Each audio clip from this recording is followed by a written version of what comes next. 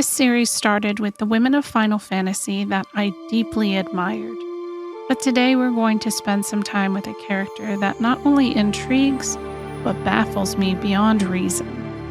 Lucrecia Crescent is a character who can be easily missed, but plays a pivotal part in the deeper lore of the Final Fantasy VII compilation as the true mother of the iconic villain Sephiroth. In this unique episode, you'll find out why I hit a wall for a month and couldn't proceed with writing the script, despite being absolutely obsessed with figuring out how I felt about her. I went as far as gathering a group of creators I admire to delve deeper, explore the nuances of her character, and discuss the potential improvements added depth to her character could receive in the Remake Trilogy. The story of Lucrecia is told to us from Vincent's memories of the past, and through Shelky, who reveals she had previously absorbed some of Lucrecia's data into her mind to study it to find the proto-materia. This method of storytelling is what makes cracking Lucrecia's mind so difficult. The only thing we know for sure is, I am so sorry! But what is she sorry for? What we do know about Lucrecia is that she was once a Class A biotechnologist for Shinra, who worked as an assistant to Vincent's father, Grimoire Valentine. Together they researched Chaos and Omega. Chaos was described in an ancient Cetra tablet, and with the research they discovered a crystalline spring, the infamous waterfall cave, where Chaos would be born. The newly discovered Chaos killed Grimoire as he shielded Lucrecia from harm. Their research is discarded as nonsense by Shinra's scientific authorities, and Grimoire's death is likely covered up in typical Shinra fashion. Lucrecia was soon assigned to the Genova project alongside Professor Gas and Professor Hojo. Vincent Valentine, a Turk, is hired as their bodyguard as they conduct research. She is shocked to discover Vincent's connection to her deceased mentor, but quickly grows familiar with him. I'm going to use the term familiar only because it's not very clear how Lucrecia feels for Vincent. He's absolutely a puppy for her, but their interactions and relationships lack depth. The most we ever witness is the time they spend together in a field and some interactions in the lab. A turning point in their story is when Vincent comes across an open file about his father on her computer. When he confronts her, she reacts irrationally and pushes him away. This is probably the most confusing part of her character arc because this pushes her to Hojo, who isn't exactly the most charming dude on the block. They decide to have a child together and use the unborn child as a test subject for the Genova project. There's not a real reason for this aside from science. Lucrecia doesn't seem to have any kind of emotional investment in Hojo other than he's working on the same project. And as for having a child with him, it's even more of a head-scratcher, because he seems to be a turd through the course of the flashbacks to her. The fetus is implanted with Genova cells, which leads to pain and haunting visions of her son's future atrocities. Yet, she carries on? Vincent, upset after he finds out about this decision, confronts Hojo, who in response shoots him and experiments on him, only to deem him as a failure and discard the corpse. Grieving over his death, and armed with knowledge about chaos, Lucrecia decides to make Vincent her new science experiment, using chaos energy to resurrect him. His body, already altered by Hojo's experiments, became a chaos vessel, but spiraled out of control until she implanted the proto-materia into his body. This halted his decay, but did not revive him right away. At some undisclosed time after that, Lucrecia gave birth to Sephiroth. We know he was taken from her before she could hold him. This is another absolutely bizarre piece of writing for her character, because she does seem to have a deep regret for the choices she made, but a lot of it seems like she could have very easily just said, "No thanks," and walks away. Even more baffling is that she's held in this light as a good person by Vincent, when her actions say the opposite. Admittedly, telling her story from Vincent's perspective definitely provides a unique bias, which could be the exact reason we don't have the gaps filled on her true goals. Overwhelmed, she seems to give up on saving Vincent, leaving her thesis about chaos and Omega for him if he awakens. It is implied she tries to take her own life. The Genova cells in her body prevent her from dying. Then she ends up in the waterfall cave where chaos was found and turns to crystal. Another thing that's never really explained and has a lot of room for interpretation. Many years later, when the planet faces destruction at the hands of her son, Lucrecia is found by Vincent as he travels with Cloud's party. When Vincent attempts to approach her, she insists he stay back.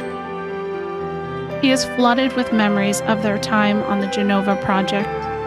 Lucrecia reveals her overwhelming guilt, expressing a desire to disappear.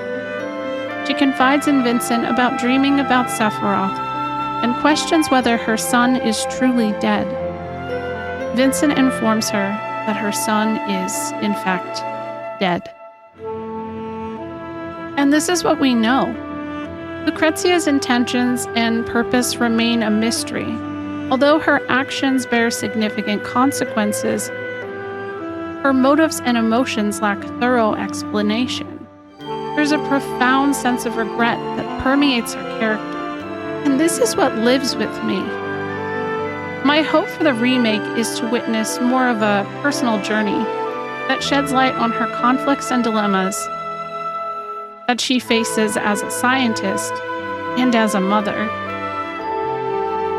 And I hope that that can shape her purpose into the larger narrative. The fact that Sephiroth exists just as science feels quite lacking, especially since her character doesn't come off as cold-blooded. The dynamic interplay between Lucrecia, Vincent, and Sephiroth presents an opportunity for rich and emotional storytelling. To have the ability to delve into the mind of the woman who is the mother of one of the most iconic villains of all time, with specifically mommy issues, is a huge opportunity the writers of the remake have. Notably, we've already seen them working with the story in Ever Crisis. Young Sephiroth carries a picture of Lucrecia and refers to her as Genova, which has sparked intrigue in the theory crafting community for Lucrecia's role moving forward. Now for something a little more experimental for me. I've asked 4 creators to discuss what they hope to see for Lucrecia's story in the remake trilogy. Please enjoy. So to me, I think that Lucrecia is portrayed as a tragic character. I feel like she's very conflicted between her loyalty to Shinra and her love for Vincent.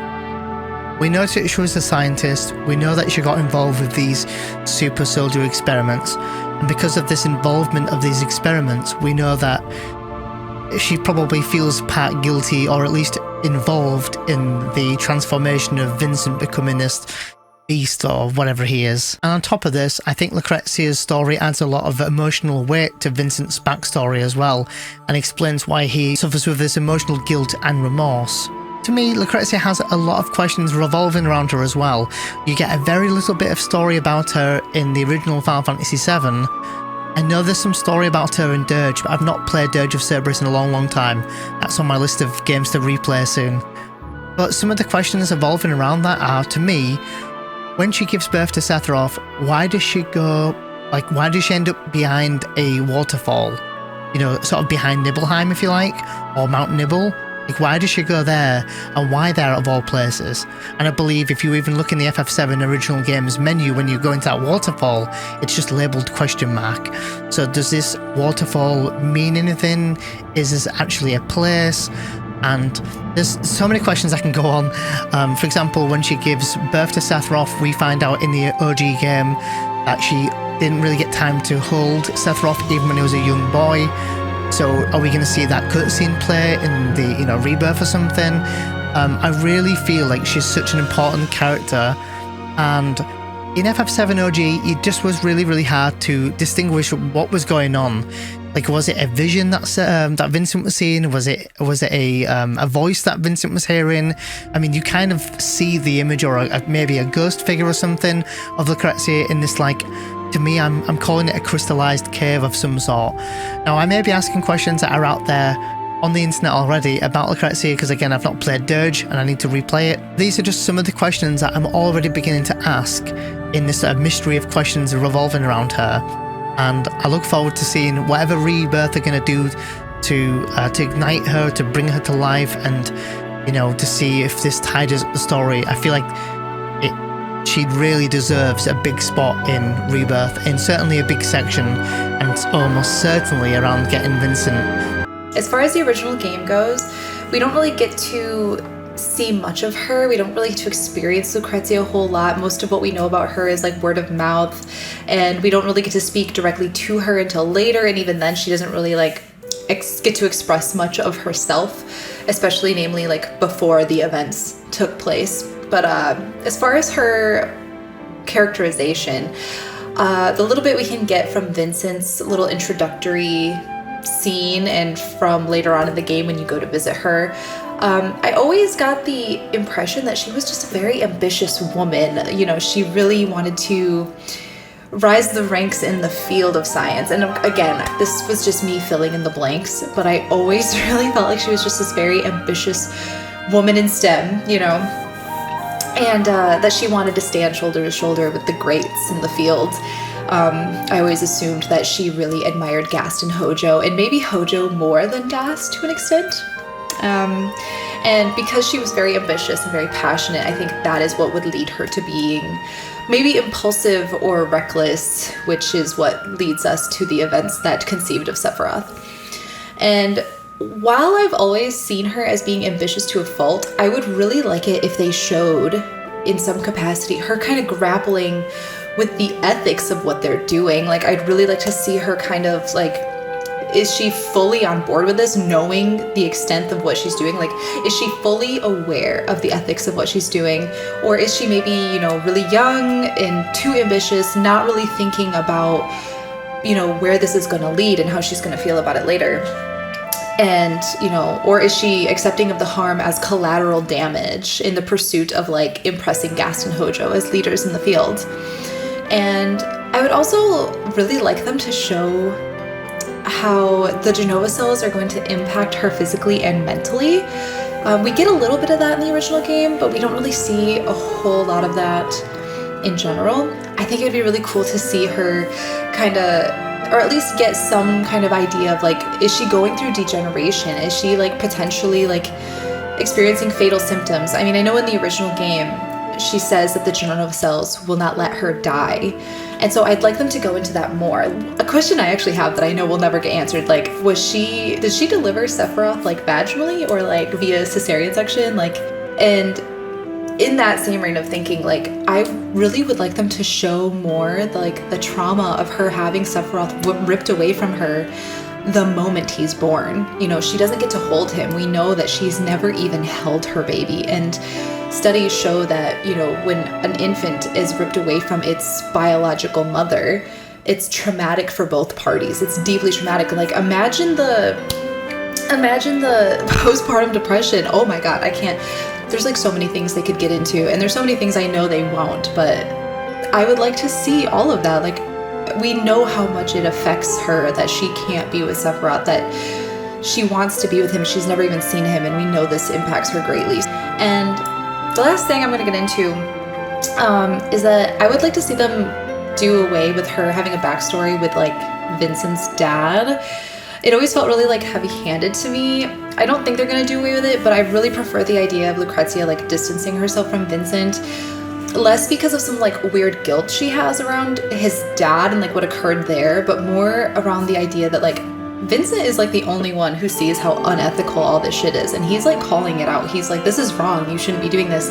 And I think in her desire for science, I kind of want her to be trying to like ignore like her conscience, and Vincent is kind of acting as her conscience. So I would kind of like the idea of her sort of realizing like Vincent voicing this is hindering my ability to perform science, and like so she wants to avoid him and villainize him so that she can continue to do these things in pursuit of science and in pursuit of impressing her peers.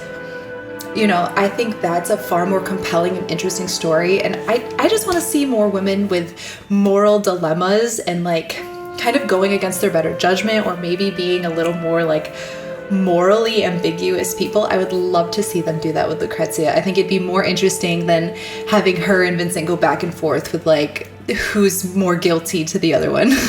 How do I think that they're going to tackle Lucrecia's character in the new series? So the first thing that I think that they should do is they should add more foreshadowing. I want to have her character established before we get into her cave. I want to not say, I mean, I don't need to know everything about her, but I just want a little tease as to like, oh, she's coming up. Maybe some Vincent banter beforehand, maybe. And my favorite idea, and something that I thought would be really cool, where we see footage maybe of Nibelheim, like some footage of Lucrecia looking at Vincent and like Lucrecia like turning away and not necessarily looking at him, like interactions with like Hojo and Vincent and Gast.